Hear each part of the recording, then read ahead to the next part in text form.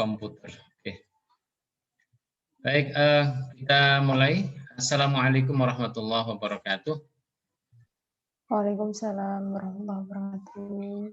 Selamat malam, salam sejahtera untuk kita semua. Pada malam hari ini kita akan melanjutkan materi kita yang berikutnya, yakni tentang penyusunan modul ajar. Jadi, kalau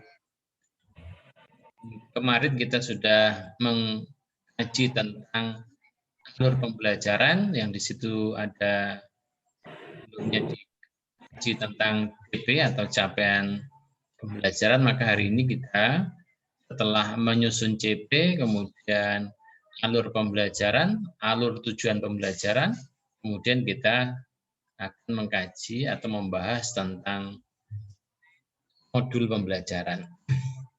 Nah, sebelum saya sampaikan materi tentang modul pembelajaran pada kesempatan malam hari ini, saya ingin tanya kepada Bapak Ibu semuanya terkait dengan apa pemahaman Bapak Ibu terkait dengan modul ajar. Mungkin ada yang bisa memberikan respon. Modul ajar yang selama ini Bapak Ibu pahami apa ya? Apa itu modul ajar? Mungkin Bu Laila atau Bu Yauma menjelaskan apa itu modul ajar yang difahami. Kita bebas saja, santai saja untuk memahami seperti apa cara pandang kita memahami modul itu. Apa yang selama ini dipahami.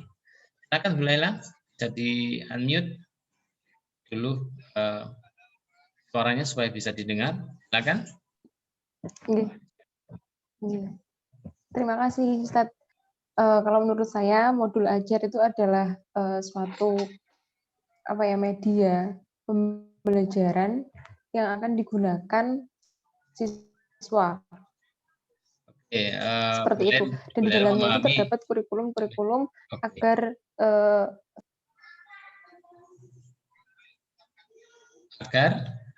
apa tadi? Suaranya? Gimana? Coba diulangi lagi. Maaf.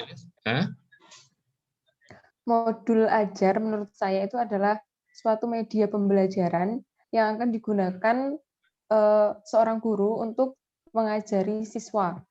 Seperti halnya buku atau hal yang lain. Tapi dalamnya juga mengacu pada kurikulum yang telah berlaku. Baik, menarik Bapak Ibu. Inilah perubahan paradigma sekarang Bapak Ibu lagi nanti di LMS yang profil pelajar Pancasila ya, bahwa sekarang akan terjadi perubahan paradigma. Jadi modul ajar itu tidak difahami sebagaimana yang dulu kita pahami. Apa itu modul ajar? Oleh karena itu kita masuk sekarang ke materi tentang modul ajar. Nah, di sesi ini kita akan mendiskusikan konsep tentang modul ajar, kemudian komponen modul ajar, prinsip menyusun modul ajar, dan prosedur penyusunan modul ajar. Apa itu? Jadi di kurikulum profil Pancasila itu ada perubahan paradigma yang dimaksud dengan modul ajar Bapak Ibu. Jadi tidak seperti yang kita pahami dulu. Nah, kalau dulu modul ajar itu anggap sebagai media, tetapi sekarang itu kita definisikan bahwa modul ajar adalah sejumlah alat atau sarana, media, metode, petunjuk, dan pedoman yang dirancang secara sistematis dan menarik. Betul sesungguhnya Bu Laila itu memahami modul ajar sebagai media. Tetapi tidak sekedar sebagai media, tetapi modul ajar itu adalah sejumlah alat, metode, petunjuk yang dirancang secara sistematis dan menarik. Dulu kalau Bapak Ibu masih menggunakan kurikulum yang lama, itu kan menyiapkan RPP ya, kira-kira menyiapkan RPP gitu ya, atau RPS gitu kalau di perguruan tinggi itu. Maka sekarang itu RPP itu diganti dengan modul ajar. Jadi Bapak Ibu tidak perlu membuat RPP lagi pada kurikulum yang sekarang itu. Jadi Bapak Ibu hanya perlu membuat modul ajar. Nah, modul ajar adalah implementasi dari alur tujuan pembelajaran yang dikembangkan dari CP, dari capaian pembelajaran. Kemudian jangan lupa kemudian bahwa modul ajar itu disusun sesuai dengan fase atau tahap perkembangan peserta didik. Nah, kita ingat melalui gambar ini, saya ingatkan kembali Bapak Ibu, bahwa yang pertama itu penting untuk kita memperhatikan profil ini. Jadi profil pelajar Pancasila. Nah, profil pelajar Pancasila kemarin, Bapak Ibu masih ingat ya, ada 6 profil. Di situ beriman dan bertakwa kepada Tuhan Yang Maha Esa. Kemudian ada mandiri, ada gotong royong, ada berpikir kritis, gitu ya. Ada kreatif dan sebagainya ya. Kemudian menjadi capaian pembelajaran untuk masing-masing fase, kemudian diturunkan menjadi alur tujuan pembelajaran, kemudian terjemahkan lagi menjadi modul. Apa itu isinya dari modul? Nah, ini Bapak Ibu, di komponen modul ajar di kurikulum baru kita ini, kurikulum profil Pancasila ini, terdapat 3 komponen penting atau komponen utama. Yang pertama adalah informasi umum. Yang kedua itu komponen inti, yang ketiga adalah lampiran. Jadi Bapak Ibu masih ingat dulu dengan RPP ya. Kalau RPP itu dulu kan ada istilah identitas. Ya, ingat nggak itu? Bu Yauma itu, Pak Aklis itu kan ada istilah identitas dulu ya. Ketika menggunakan K13, sekarang istilah itu menjadi istilah informasi umum. Informasi umum itu berisi identitas sekolah, jadi jenjangnya apa, satuan pendidikannya apa, gitu ya. Kemudian kompetensi awalnya seperti apa, profil pelajar Pancasilanya itu perlu dikemukakan 6 tadi itu, nilai-nilainya itu yang bisa kemudian diambil, kemudian sarana prasarana, kemudian target peserta didik dan model pembelajaran yang digunakan. Jadi itu masuk ke informasi umum. Kemudian yang kedua, ini komponen intinya.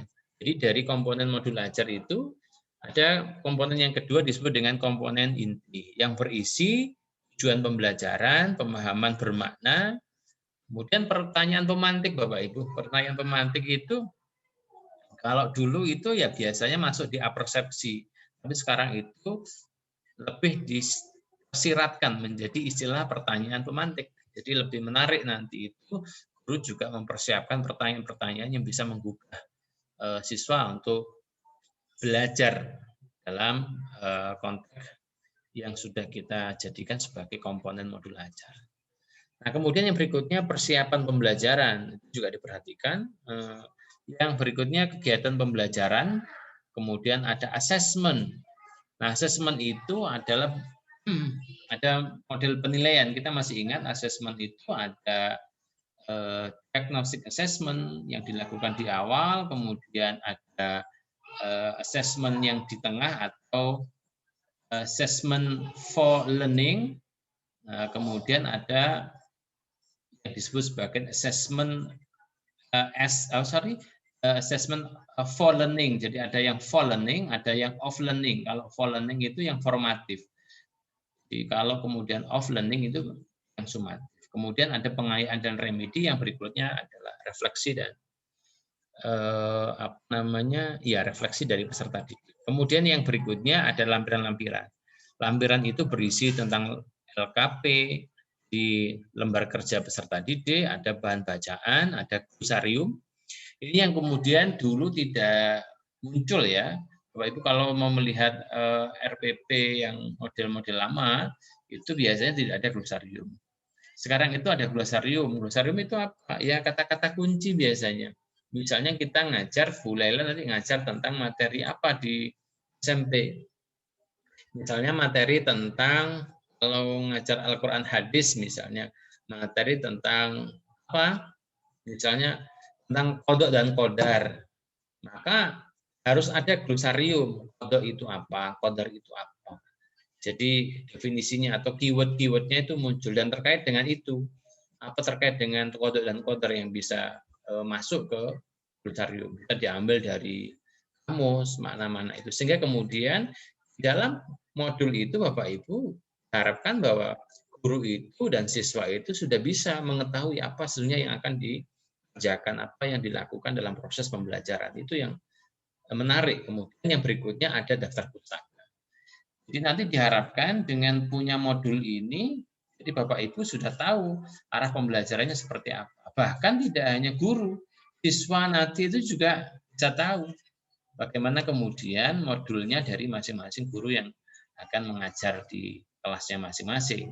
Nah, itu Bapak Ibu terkait dengan komponennya. Jadi saya ingatkan lagi bahwa komponen modul ajar itu ada 3, ada yang pertama informasi umum, komponen inti, dan lampiran.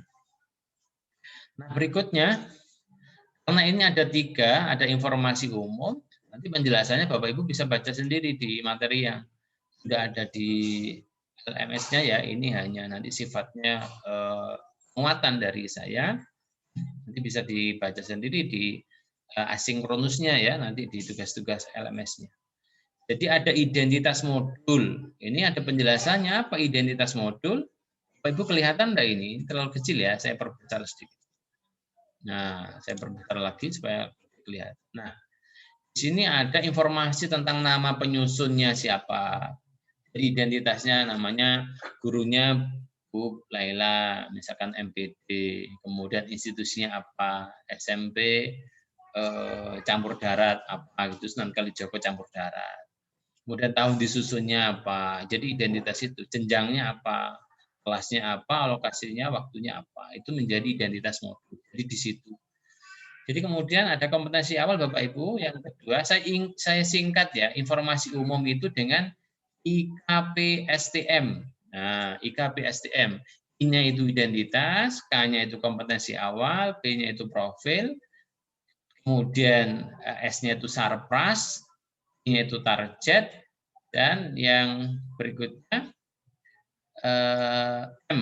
Nah, M-nya itu adalah model pembelajaran. Nah, kemudian kompetensi awal. Apa kompetensi awal itu? Yaitu pengetahuan atau keterampilan yang perlu siswa miliki sebelum mempelajari topik tertentu. Misalnya kalau di sekolah itu, sebelum mempelajari materi yang akan Ibu sampaikan, kira-kira siswa itu perlu mengerti apa dulu, perlu menguasai apa dulu. Itu yang disebut sebagai kompetensi awal.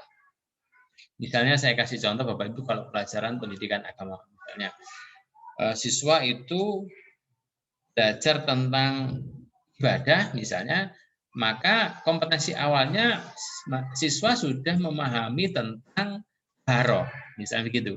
Maka toharoh itu menjadi pemahaman siswa tentang toharoh itu menjadi kompetensi awal sebelum mengkaji tentang apa tadi ibadah, dalam hal ini sholat. Itu yang disebut sebagai prasyarat misalnya.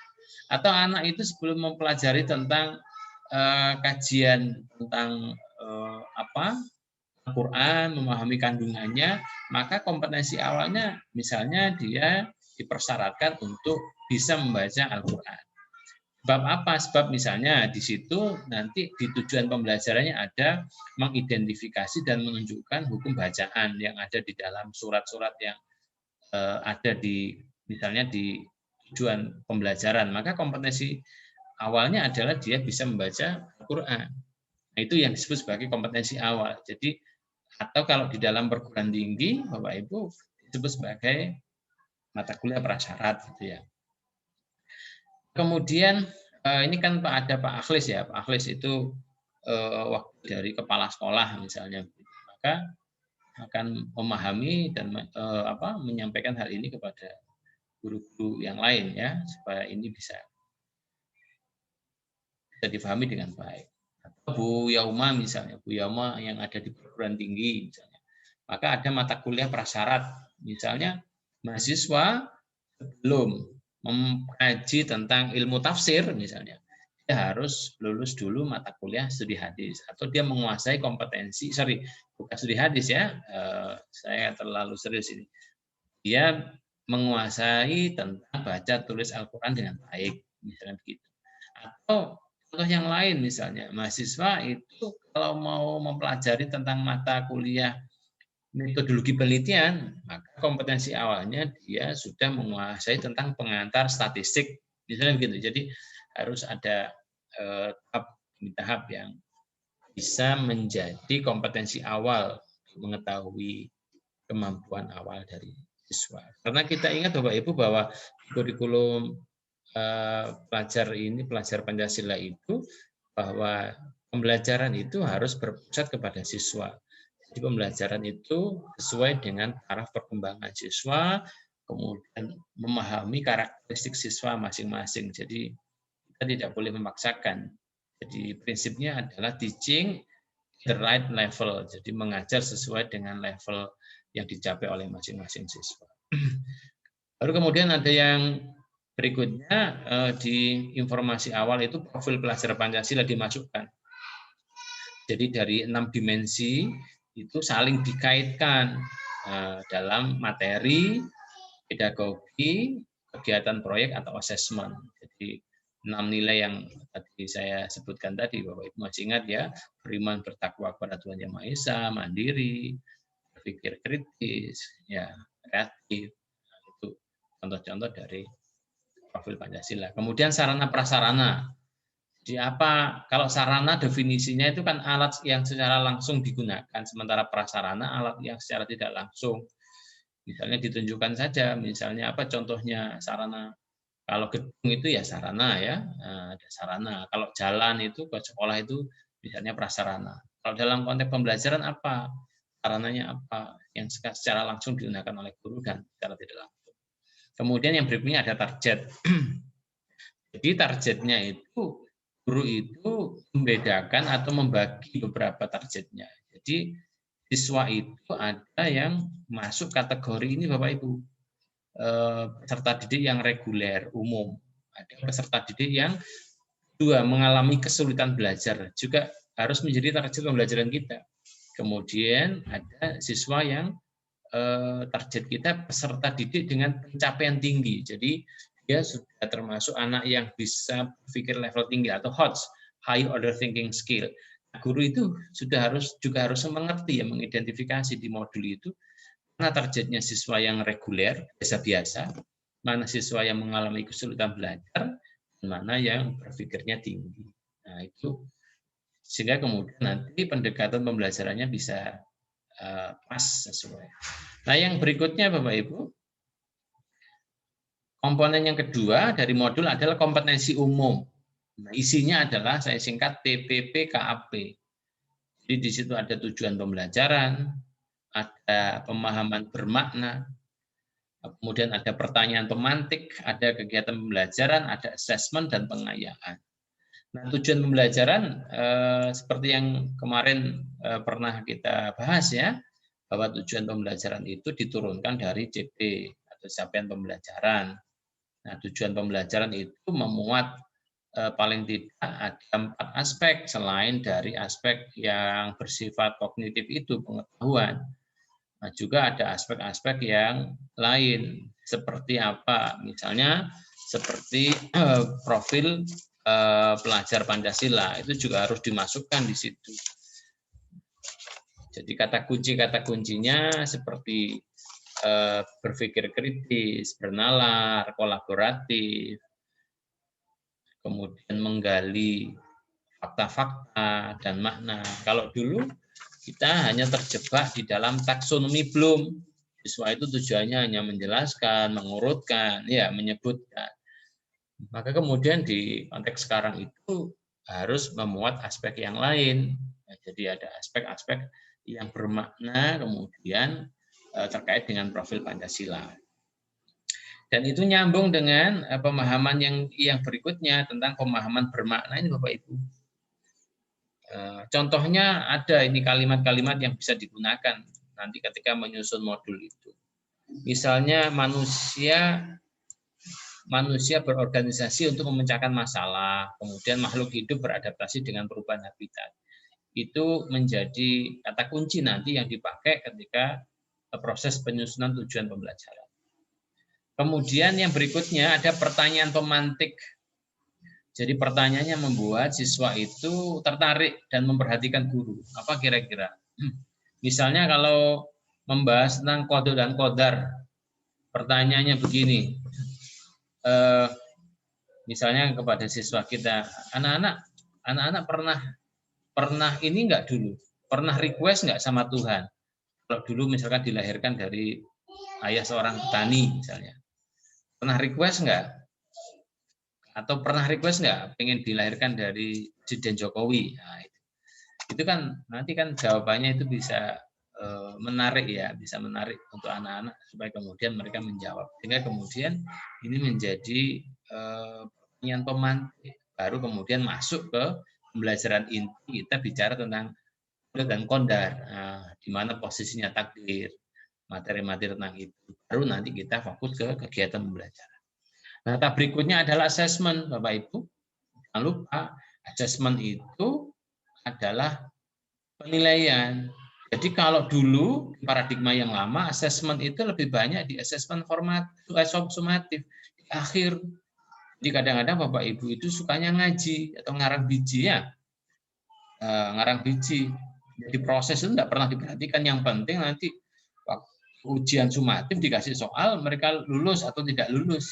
Nah, sehingga kemudian kesannya tidak ada proses peningkatan kualitas pembelajaran, termasuk refleksi bagi Bapak Ibu itu jarang terjadi. Kenapa?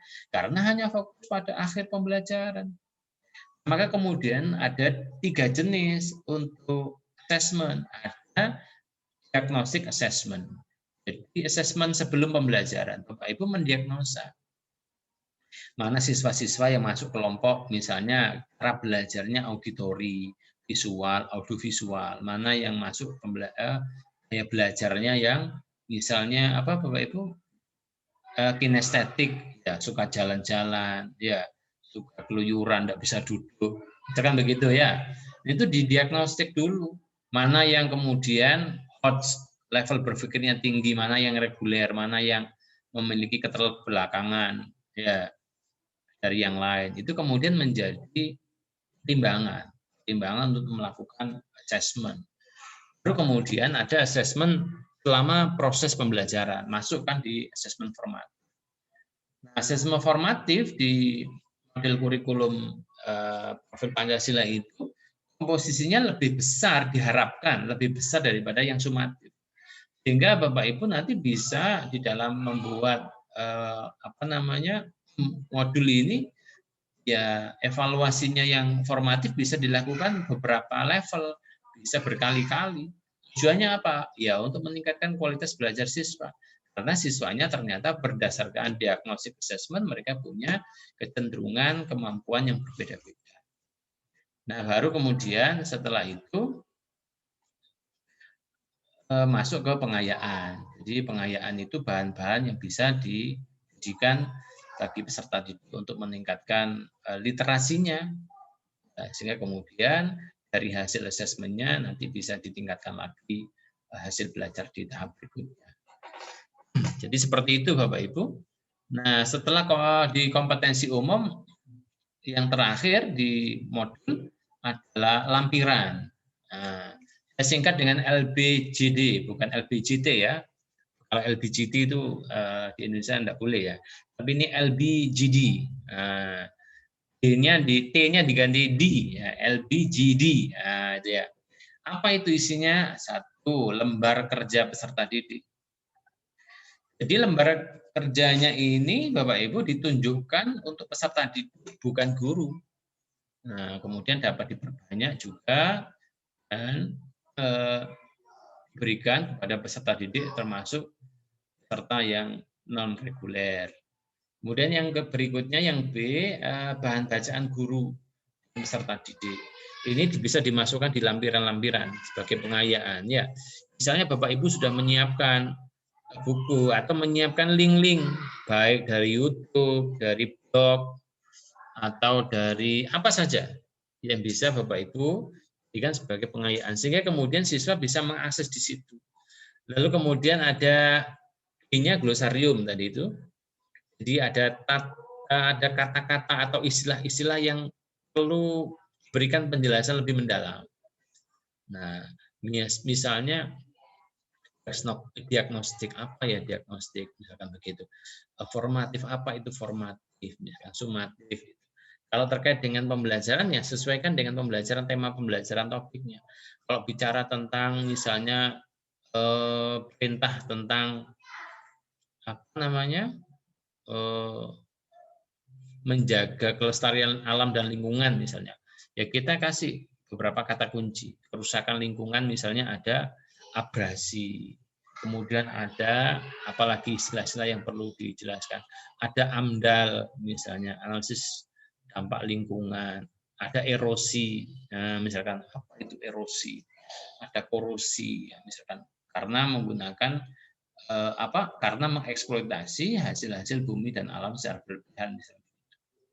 Nah, dari sini Bapak Ibu mungkin ada yang mau merespon sebelum kita diskusikan lebih lanjut atau saya jelaskan lebih lanjut tentang 4 prinsip penyusunan modul ajar. Mungkin dari Pak Akhlis, Yauma, Bu Laila ada yang ingin disampaikan atau ditanyakan di kesempatan kali ini. Saya persilakan.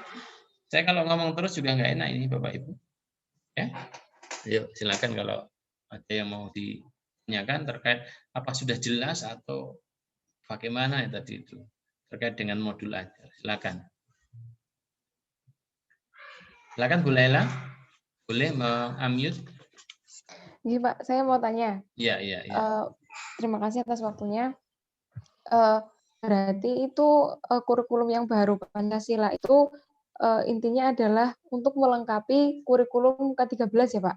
Karena tadi itu sebagian itu dari kurikulum yang sebelumnya itu K13 itu sudah ada gitu loh. Jadi apakah disempurnakan istilahnya seperti itu? Gimana pembuatan? Terima kasih. Ya Bapak Ibu, iya, iya, iya. Bahwa ini semangatnya sesungguhnya kalau di kurikulum K13 itu kan kita masih menggunakan istilah-istilah yang berbeda ya. Misalnya masih menggunakan istilah KI, kompetensi inti, ada KD. Nah, sekarang itu sudah tidak ada istilah KI dan KD. Nanti menjadi istilah CP, capaian pembelajaran, lalu kemudian tujuan pembelajaran, kemudian menjadi modul. Modul itu mengganti RPP. Nanti Bapak Ibu tidak perlu membuat RPP. Bapak Ibu cukup membuat modul yang itu berisi tentang tadi itu. 3 aspek itu. Ada apa tadi? Informasi. Apa tadi Bapak Ibu? Apa tadi yang saya sampaikan? Ada informasi umum, ya. Kemudian ada kompetensi umum, kemudian ada lampiran. Jadi sehingga nanti di situ itu lengkap. Jadi dalam satu modul itu lengkap. Jadi sesungguhnya Bapak Ibu gambaran dari proses pembelajaran itu sangat terlihat di situ. Jadi seperti itu kurikulum yang kita kaji hari ini adalah memang adalah kurikulum yang ingin menyempurnakan daripada kurikulum yang sebelumnya. Yang berdasarkan dari prinsip-prinsip belajarnya Ki Hajar Dewantoro itu bahwa belajar itu disesuaikan dengan taraf perkembangan tadi disesuaikan dengan karakteristik tadi disesuaikan dengan lingkungan peserta didik. Jadi aspek psikososialnya itu penting sekali untuk diperhatikan. Selama ini sesungguhnya K13 itu sudah ada wacana untuk itu sesungguhnya, tapi di dalam implementasinya masih belum. Bapak Ibu masih sering sekali kalau menyusun kegiatan pembelajaran itu isinya adalah copy paste, ya, tapi bukan berangkat dari analisis yang faktual terhadap apa yang dibutuhkan oleh peserta didik. Begitu Bu Laila, saya lanjutkan ya, sedikit lagi nanti kita bisa lanjutkan di LMS asinkronus ya. Nah kemudian dalam prinsip penyusunan modul itu ada 4 prinsip yang sangat penting Bapak Ibu. Yang pertama adalah esensial. Jadi ini prinsip yang pertama bahwa pemahaman konsep dari setiap mata pelajaran melalui pengalaman belajar dan lintas disiplin. Ini yang esensial. Jadi isinya yang substansial, esensial, yang penting-penting itu perlu jadi dimasukkan di modul itu.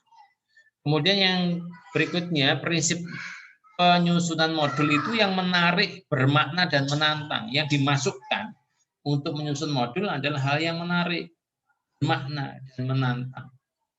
yang bisa menumbuhkan minat peserta didik untuk belajar secara aktif. Baru yang berikutnya itu relevan dan kontekstual yang berhubungan dengan pengetahuan dan pengalaman yang dimiliki sebelumnya. Jadi harus kontekstual Bapak Ibu, jadi kekinian. Jadi tidak old thinking ya, tetapi new thinking, jadi berpikir yang baruan. Misalnya sekarang dikaitkan dengan digitalisasi, teknologi, seperti apa. Jadi itu yang dimaksud dengan relevan dan kontekstual. Baru yang berikutnya adalah berkesinambungan. Artinya ada keterkaitan alur pembelajaran yang sesuai dengan fase belajar peserta didik. Bapak Ibu masih ingat bahwa ada 6 fase ya sekarang di dalam proses pembelajaran itu. Jadi kelas-kelasnya tidak seperti yang dulu, tidak seperti kurikulum yang sebelumnya. Nah, yang berikutnya adalah prosedur penyusunan modul ajar. Jadi cara atau prosedurnya bagaimana dalam menyusun modul ajar ini Bapak Ibu? Jadi yang pertama dilakukan analisis kondisi dan kebutuhan guru peserta didik serta satuan pendidikan. Bagaimana kondisinya satuan pendidikan Bapak Ibu? Sehingga disinilah keuntungan dan keunggulan dari kurikulum profil pelajar Pancasila ini Bapak Ibu. Sehingga tidak sama nanti itu. Ya, tidak bisa di copy paste dari satu sekolah atau satu satuan pendidikan ke lembaga yang lain. Kenapa? Harus ada analisis kondisi dan kebutuhan guru peserta didik. Kan tidak sama ini. Sarana prasarannya tidak sama. Intiknya tidak sama. Karakteristik siswanya tidak sama. Karakteristik sekolahnya tidak sama. Nah, ini bedanya. Yang berikutnya, yang kedua, melakukan identifikasi dan menentukan dimensi profil Pancasila tadi. Jadi nilai-nilainya yang mau dikembangkan itu setidaknya ada 6 itu. Bapak Ibu boleh menambahkan tetapi tidak boleh mengurangi dari identifikasi yang dijadikan sebagai identitas daripada profil pelajar Pancasila. Lalu yang berikutnya yang ketiga menentukan alur tujuan pembelajaran yang akan dikembangkan menjadi model ajar. Guru dapat memilih ATP, alur tujuan pembelajaran, hasil pengembangan sekolah atau mengacu pada ATP yang sudah ada. Lalu berikutnya, Bapak Ibu juga perlu menyusun modul ajar berdasarkan komponen yang tersedia. Jadi komponen-komponen yang tadi itu, yang 3 tadi itu, jadi perlu untuk diperhatikan. Saran yang terbaik dari kami itu Bapak Ibu tidak boleh kurang dari komponen yang disyaratkan, tapi boleh dikembangkan. Jadi dimensi umum tadi ya ada dimensi umum, ada kompetensi umum dan ada lampiran tadi itu perlu diperhatikan. Kemudian yang berikutnya pelaksanaan pembelajaran dan evaluasi tindak lanjut. Jadi ada 6 prosedur yang perlu diperhatikan oleh Bapak Ibu ketika menyusun modul pembelajaran penggerak Pancasila itu. Jadi berikutnya nanti kita akan melanjutkan sesi pembelajaran kita di tugas kita di asinkronus ya Bapak Ibu. Bapak Ibu sudah bisa lihat di LMS-nya masing-masing apa saja. Bapak Ibu jangan lupa hari ini Bapak Ibu ada tugas yaitu untuk menyusun modul pembelajaran sesuai dengan yang Bapak Ibu kehendaki. Karena ini pembelajarannya kan berkesinambungan ya. Pelatihan ini kemarin sudah dilaksanakan, Bapak Ibu sudah mengkaji tentang profil pelajar Pancasila, kemudian kemudian penyusunan CP, kemudian diturunkan menjadi ATP, alur tujuan pembelajaran, dan hari ini menjadi belajar. Maka dengan harapan bahwa materi-materi yang kemarin sudah disusun bisa dikembangkan menjadi modul ajar yang baik, sehingga kemudian besok kita di pembelajaran berikutnya akan ada refleksi dan kolaborasi dari kegiatan yang hari ini sudah kita lakukan. Nah, saya ingin ada feedback dulu, respon dari Bapak Ibu. Mungkin Pak Akhlis atau Bu Yauma akan memberikan pertanyaan atau respon, boleh. Saya tutup dulu ya share screen-nya ya. Oke. Silakan. Kalau sudah bisa dipahami, kita cukupkan sekian Bapak Ibu. Terima kasih dan selamat bekerja. Nanti silakan Bapak Ibu berdialog dan diskusi di room meeting masing-masing ya, yang sudah kita bagi menjadi 4 kelompok. Saya kira itu. Terima kasih, kita akhiri untuk pertemuan kita hari ini. Kita tutup dengan bacaan hamdalah bersama-sama Bapak Ibu. Alhamdulillahirabbil alamin. Terima kasih. Assalamualaikum warahmatullahi wabarakatuh. Waalaikumsalam.